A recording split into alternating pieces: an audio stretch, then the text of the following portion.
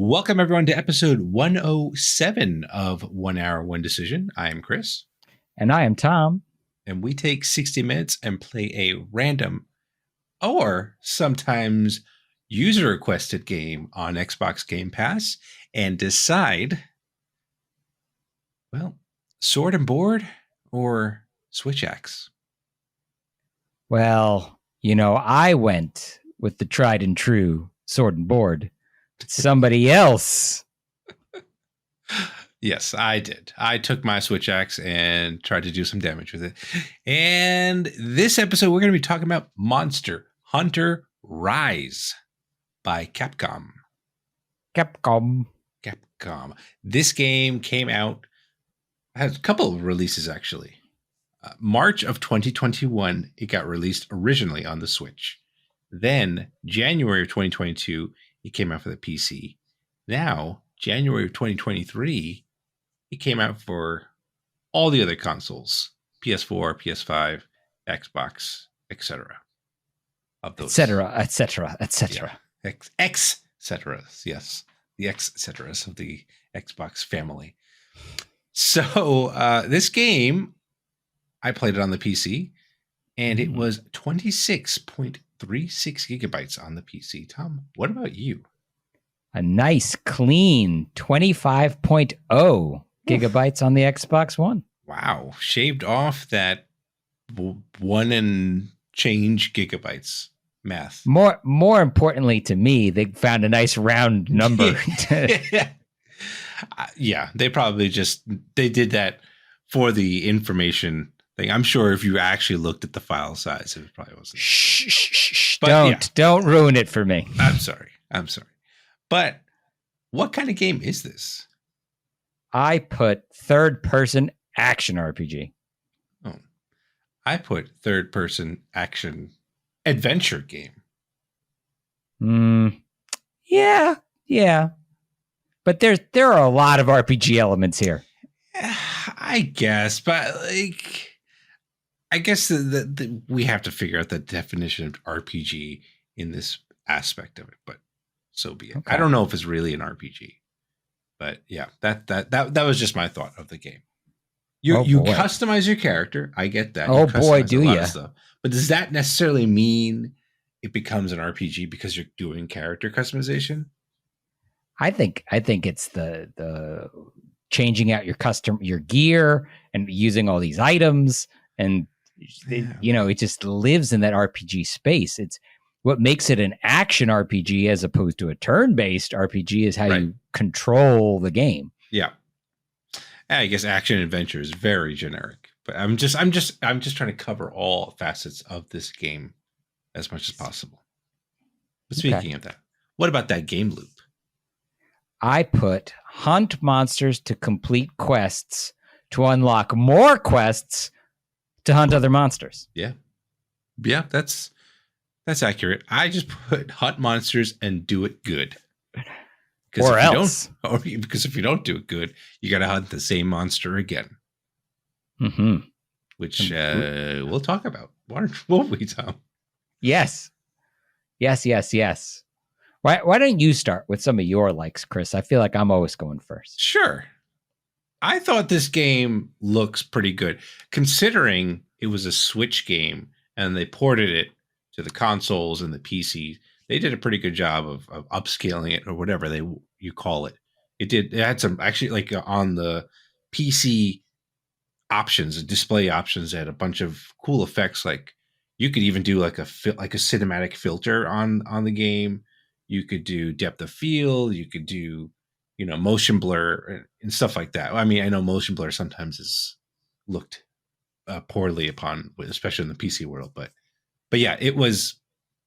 I was pretty impressed with what they were able to do with this game coming to the other consoles. So and PC obviously. But what about you? Did you think the game looked pretty good? Yeah, actually, I didn't list it here in my likes, but I agree with you. On the Xbox One, it looked really, really good. Yeah. And it did some really awesome, cool, artsy things. Mm-hmm. Like it did that, the quest completes. Yeah. When it freeze frames and does it in kind of a like an art style. I like those. Like, Yeah. I think I the graphics art style of this game is good. Right. And there's been like a million of these games from what I understand before this. And I think World was like really the first one where they kind of made it a little bit more accessible for people overall. And then this kind of I made it a bit more accessible, and some of the pain points that I had because I played Monster Hunter World. Tom, this is your first time playing or Yes. going into Monster Hunter the franchise. Yes. So it was kind of cool, like for us to both see this, kind of like how we did the reverse with Dragon Yeah. Age Dragon too. Age. Mm-hmm. So yeah, so it was cool, and I liked. I don't know if you noticed this, but like how the creatures interacted with each other in the world, and like how they kind of went about their day on this in these particular biomes, right? And like sometimes you'll see some monsters fighting each other, which I think we did experience that like the first time, Yeah. where they were just like they're I don't remember the names of the monsters, but they were just going at it with each other. We're like, okay, let's just wait it out. Let's see what they do with each other and see how much damage one's going to afflict to it with the other, and then go in for the kill if possible. So Yeah. I remember you saying, let them fight. And I agreed. yeah, that was fun. That was fun. And the thing that appeals to me of this particular franchise also is like that you can go. You're basically doing a boss battle every time, Yeah. right? You're cutting out the fluff, the filler, like the throwaway enemies for basically the bad guy, like the big boss, and trying to figure out. It's kind of like a puzzle in a way, right? You're Yeah. okay. What are their attack patterns, and stuff like that. So it's kind of neat to have that kind of style game, which I guess also leads me to like things like which I haven't played. I still need to play Shadow of the Colossus and stuff like that, Yeah. where you're just fighting the bosses. You're not dealing with much else. I don't know Yes. if you really. And yes. And you brought that up, and I was immediately, my brain went there. And I would argue that this might be better in some ways than Shadow of the Colossus because the worlds are alive. It's not just those monsters. You know, Right. when you play Shadow of the Colossus, it literally is boss battles and getting to the boss battles. Right. Here you have boss battles and getting to the boss battles, but along the way, there's, items to pick up. Yep. And there are little lesser monsters that fight each other, or maybe you run into another big monster that happens to be in the area. So the world is more alive here than in something like Shadow of the Colossus. Yeah, they did do a really good job of that stuff. And of course, the one thing that this series has been doing for quite some time is the variety of weapons and character customization, which I think is really cool. And I think you and I discussed it while we were playing it, because we did play this game together, which is another plus, like that there is crossplay. There is like between Xbox Game Pass owners that are on the PC and on the Xbox consoles that you guys can play together, which is really cool.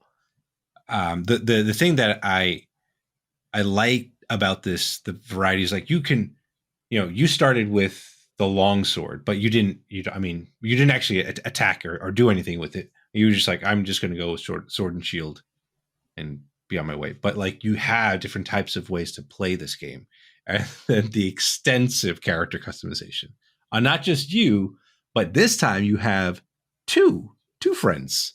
You got a Palico, which is a little cat friend, and your Palamute, which is a little dog. Actually, no, there's three. There's the little owl, which I forgot what they called it, but they like the owl basically just takes pictures for you or something. It's like your photographer.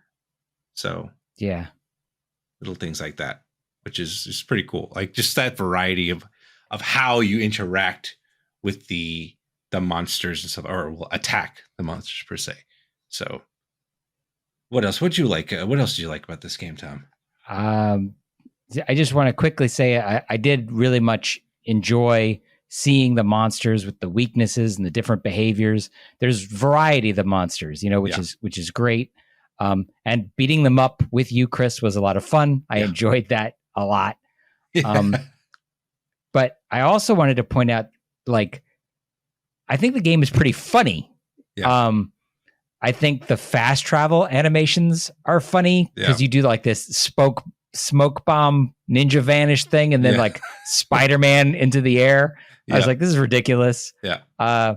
My character was eating like Goku. Like, you go and get food made, and there's this ridiculous animation of this anime woman cooking you a meal, and then you eat it all in one go like Goku would. It's totally preposterous. Gigantic portions that you have. And in Monster Hunter World, it was a cat or a palico that was your chef at the time. And like, but it was just ridiculous. I think I skipped the animation because I was like, we'll talk about it a little bit, but later, but like they had their sous chefs, which were just palicos, just cutting up and doing their things too. So I like the fact that the game like has somewhat of a serious tone, but they still have some fun to it, which again reminds me a little bit of the Yakuza series, where again it's a serious you're part of a mafia, the Yakuza, but there's still like silliness to it. And I kind of like that. I kind of like when things have a little play in it, because you're playing a game, right? You're playing a game. You're not trying to sit there and cry with someone. So yeah, I mean, unless you're playing a game like Last of Us or something like that, and then the objective is to cry and feel bad. God, since I played World, I could say that there's like there definitely is some improvements that they brought to this game that the other one didn't have. Like, for example, the way that you traverse the world seems like there's a variety of it. And then the addition of the Palamute is like another way that you can traverse the world. Then you have these wire bugs, which then adds another layer to the combat, because we didn't do this, but apparently you can wire bug onto the monsters and mount them. And then you can start beating on them from there. So you can do stuff like that. And it's just, there's just like little things, like the fact that now that I realized it, there's two separate tracks in terms of quests, right? There's the story quests, and then there's just the regular like hub quests. And we'll talk about it in the dislikes, but it's nice that they have that. So you have the separate kind of like, okay, I want to do something by myself. I want to do something with my friends. So there was a nice thing about that. And we didn't do it during this playthrough, but there is a satisfaction when you complete a hunt, when you actually take the thing down, the fanfare, the music, all that happens when you actually do it. It's great. And like you said, Tom, it was fun to be able to play. This is a game that totally is a very social experience. And I had a blast trying to hunt the monsters with you. So, okay. I was going to say that's a lot of things that we liked. Yeah, but I'm ready to talk about things I didn't like. Go ahead, Tom. You go ahead and start with that. Okay, so right from the jump, you have to accept and like load all this stuff before the game even starts. I hate when I have to accept user agreements and hit OK to like 14 pop-ups. Now, granted, they did do a good job of burying all the add-on things. Yeah. Like, we've played games where there's like 40 tooltips that you have to agree to before you start. Those were buried here, so thank you for that. But it still didn't stop the game from having a whole bunch that you did have to agree to. Oh, yeah. And doing a load and all this stuff before even just starting the game. Yep, for sure. Speaking of things like that, I really felt bombarded with the tutorial. You are like absolutely flooded with information, and The problem with something like that, and I understand this is a very deep game that requires a thorough tutorial and lots of tooltips and things like that. But the problem is that it causes you to miss critical things. Yeah. Like, I didn't know how to use an antidote. Now, is it possible that that was included in all those tooltips that it hit me with? Yeah, probably. But when you're reading and reading and reading and reading, even just in an hour's time, there's no way I was going to retain all that information. Right. Yeah. It's just way too much. And look, it's also probably a bit of the format of our show, right? We were trying to cram in of the game as much as we could. And just to add a little color to all this, I told Tom, look, before we even started recording the playthrough, that you're going to probably have to do your character customization before we get into all this. So we did that. We did like 45 minutes or so of just that, of the character customization and like the initial cutscenes and stuff like that. It took that long until we actually started recording together. Of just like if we actually started when we hit start game, we would have never probably played the game, to be honest. Well, we I think we would have played the game, but we certainly would have never played together. Yeah, that's true. And I do want to talk about that a little bit. There, it was not obvious to us how to start a mission together, and in fact, when we tried to, we ran into several problems of the game saying you haven't gotten far enough along in the game to start a multiplayer mission. Right. And then when we got that message to go away, it still wasn't obvious to us. We were trying to play story missions together and it wasn't letting us. Yeah. And that's because we needed to go and start a mission from a different set of missions in order to do them together. Right. And you would think with all the text that they spew at you that they would at least give you that kind of information somewhere, but they don't. They don't give you that information.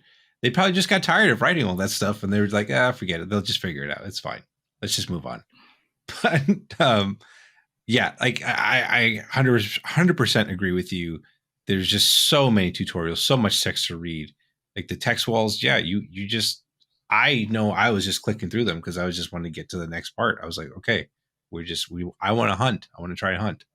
And this is a game that can be a daunting experience for first timers. Yeah, 100%. Like, because there's so much information, so many menus, to go through. You have you have your radial menu, which is like controls one thing, and then you have your other menu that like controls, like to your point, the potions and your whetstone and stuff like that. So it's like it's I get it. It's a lot to do, and that was definitely, I could see that being a challenge for you, for Son. It's like this is a game that you really do need to give it more than an hour to get into and understand it. But yeah, I think it's very, very dense. It's certainly not something I would recommend to somebody who is like new to action games. Right. This would not be it. I would pick something a lot simpler to start with. I saw this note that you said there's no markers to show where you go, which I was actually surprised that they kind of took that away, because in Monster Hunter World, there was like tracks that the monsters would leave, and you would pick up on those things, and then that would tell you where the monster is, and like you would get like research points to then learn more about the monster, and then from doing that you go back to your like hub or your lobby, and you'll see all the information that you've gathered of this monster. You'll learn about the weaknesses, like where, like what is it that like that gets it aggressive and stuff like that. So there's a lot of things that I feel like they kind of left out here, which could be hopefully updated in whatever the new version of Monster Hunter that comes out after this. But yeah, I was a little surprised by that because it seemed a little off. Like I missed that, at least in the world aspect. Yeah. That note that I had made though was actually in reference to, while I agree with you 100%. I was talking about like, even when I just need to find one of these twin girls, these Mothra girls, Yeah. and it's like, go talk to this girl. And I'm like, okay, but like, where is she? Yeah. Yeah. And the game is just like, well, I guess you'll figure it out. There's like a mini map for when you're hunting the monsters, but not for the hub world or whatever, right? Yeah. The town. So yeah, that's true. I don't know why they didn't do that, but and something that you brought up before was getting to play together was not something that was easy to do. No. Because there was a lot of steps that we had to get through.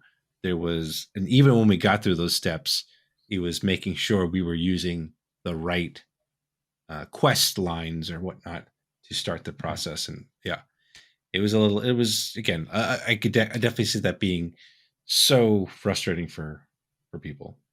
So yeah. Speaking of things that also frustrated me, the exit tutorial messaging is confusing. So you're bombarded with these tutorial tooltips, text boxes. And then in order to like close that tooltip, it's like, it says exit tutorial. And it's like, exit tutorial is not what I want to do. I want to close this box. Like, don't take me out of the tutorial. I need a tutorial. So realizing that exit tutorial meant to close this box, it's not well worded. Right. Right. Yeah. And I know you generally like to customize it. Again, this is very extensive customization, but there was a lot. Again, the fact that you're customizing your character and then you're done. You're like, okay, I'm done. And then it's like you're customizing your dog. You're like, okay, I'm done with that. And then you're customizing your cat, your Palico. It's like, whoa, relax here, Capcom. Yeah. I appreciate the ability to do all this stuff, but I'm like, let's just take it down a notch, maybe. Yeah, I think this game would have been benefited in the same way that when we played Dragon Age 2, where you kind of like quick select some stuff. Yeah. Then it teaches you like game fundamentals, and then you go and do like real character customization. Yeah. Like, I don't think you need your character, your dog, and your cat all from the beginning of the game. Right. Like, start the game with just the person. Right. You customize the person. You do a hunt just as the person. Yeah. And then it's like, okay, now you have a dog. And then you customize the dog and do another. Like, it's way too like front loaded with all this custom. Like, it's endless feeling. Yeah. Before you like play the game. It's ridiculous. Speaking of ridiculous, the amount of cutscenes in this game are ridiculous. Yeah. I get it. There's some sort of story, but even in a world, I was like, this is ridiculous. Like, I don't really care about this. Like, there's some characters you meet along the way and stuff like that, but it's just fluff. Like, I just want to go and smash some monsters and make me some cool armor. That's what I want to do, and gear. So, but I get it. I feel kind of bad because it's like, you know that there's a bunch of people that have invested time and energy creating these cutscenes, working through the storyline, and you're like, meh, next. It's like, so I don't know about you, but that's what I felt about the cutscenes. But as a first timer, what did you think about the cutscenes? They didn't bother me. Honestly, it felt like, pretty solid world building. Like, you've got to establish the characters, got to establish the hub setting. Who are these characters? What do they give to me? Like, what is the point of them, throughout the game? It didn't really bother me. I also was playing in English, and the dub was amusing, so I had fun with it. It added to the ridiculous. Sure. Are we done with our dislikes here? Shall we go to our... Yes, I think it's time to move on. Yeah, okay. You have any other thoughts here, though, Tom? you already said it, but I do want to just reiterate, because it is important to me that this show is called 1 Hour, One Decision, but we did not play an hour of this game. Right. We spent probably closer to 2 hours. It was over 40 minutes just getting the game set up. And then even after all that, and once we did start playing, we still weren't able, like, the whole point of doing that was so that we could play together. Yeah. And we didn't even spend the hour playing together. Maybe we played together for 30 minutes. Like, it was a lot. It was a lot of single player setup type stuff before you got together with your friend. Right. So anybody who's looking to play this with your friends, understand. Do the initial stuff first. even moving through that at a pretty good clip, you know, because I wasn't doing my usual thorough like character customization. I looked at everything and whatnot, and it's really deep. There's a lot there. Yeah. But geez, imagine if I had spent the amount of time I would normally spend really dialing in my character. This could have been 5 hours, you know? Yeah, easily. So the other thing to point out, though, is this game, like I mentioned, is Xbox and PC crossplay. And how long to beat apparently says this game can be beat in 21 hours. I don't know about that. The main and the extras, they say about 73 hours to beat, which probably is more on par. If you want to do the full completion, it's like over 150 hours of content. Oh, my goodness. That's crazy. It's crazy, but like, you know, people are obsessed with this series, and I can understand it. I can understand why. But Tom, we do have to come to a decision, though. Is this a game that we want to keep in our respective gaming things? I don't know. Do you want me to go first, Chris? Or as someone who has experience with Monster Hunter, do you want to go first? All right, I'll put mine. I mean, look, I've put over 100 hours in Monster Hunter World, and it was a good time just to be able to go into a hunt with a bunch of friends and just have at it, right? And this was more of the same, but they added a couple of cool things, a couple of cool monsters also. And because of that, I think that I am going to probably keep this on my drive and keep playing, keep hunting. What about you, Tom? Okay. So there's your yin. Here comes your yang. All right. The barrier to entry on this game seems set very high. And I just don't think the payoff is there for me. This is going to be a tremendous time investment. Oh, yeah. As you pointed out. And frankly, I was just exhausted by the experience. By the time we were done, I was done like half an hour before. You know what I mean? And I'm just soldiering through. Yeah. And getting our butts kicked multiple times in a row when we finally did get together. Right. You know, obviously, if we had 4 people together, I don't think that would have happened. I think we would have won. But geez, anything that requires me to have 3 more people with me in order to like succeed and do well in it is doomed. Right. And, you know, in my, I play games by myself for myself. Right. So I just highly doubt I would ever go back and play this again anytime soon. I will put a little asterisk there. I'm not going to immediately remove it in the event that maybe we can scrounge together a couple more guys and maybe try it 4-player. Yeah. I'd be willing to do that. Okay. Especially since I've already put in all this time investment of all the customization and finally got to the point where we can do that by just hopping in. So right. Yeah. So, well, you know, that's okay. I get that. I respect that.